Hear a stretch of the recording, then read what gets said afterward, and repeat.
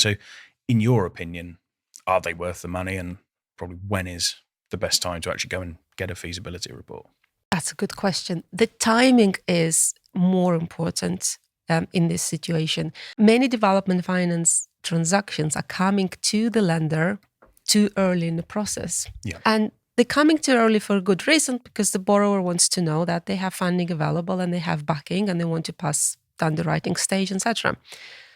And if you look at averages, it takes about, ideally you want to complete a transaction in 3 months, right? And you can complete in 3 months, but they often take 6 to 9 months to complete. So at the early days, there's no point in going for initial monitoring surveyor because the information is not there yet. Yeah. Initial monitoring surveyor has got everything in it. And if the information is not there, all they're going to do, they're going to charge you full fee for it, but they're going to say, oh, this is not available yet, or this process hasn't started yet, or the professional team is not appointed yet, the tenders are not there yet, we don't have any information about your insurances. Yeah. So what the feasibility does, it costs a fraction, £1,000, £2,000 max.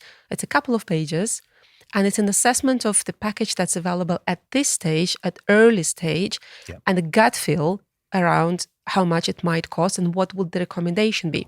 The one element we didn't touch on the initial monitoring survey is actually one of the reasons for the uplift in the final initial monitoring survey report is the fact that some development appraisals coming from the borrowers are missing essential pieces. Yeah. The most parts of professional fees, or building new build warranties, warranties, or replacement warranties at the same time. Spot on. And half of them don't budget for new build warranty. Even if you don't know how much it's going to cost, even if you haven't got the quote, well, you put your £30,000-40,000 buffer there because you know it's going to come. So the feasibility report helps to just iron all of these bits and pieces out. Things like roads as well, isn't it? I mean, the amount of appraisals that we see, and there's no allowance for roadways whatsoever. And people don't seem to, developers don't seem to grasp that actually, if you're creating an adoptable roadway, you've got to get it to a certain standard whereby it can be adopted. If you're creating an unadopted highway, then fine, okay, you can have it to a certain standard because obviously you're going to maintain it moving forward yourself. But again, it's that risk of, well, actually, are you going to be around to maintain it for another 20, 30, 40 years or whatever you need to be?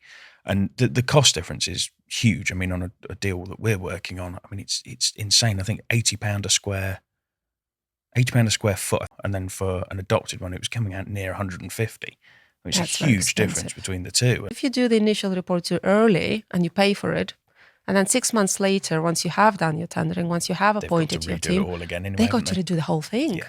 Exactly. And they won't do it for free. They will want to be paid again. So you're effectively paying for this twice.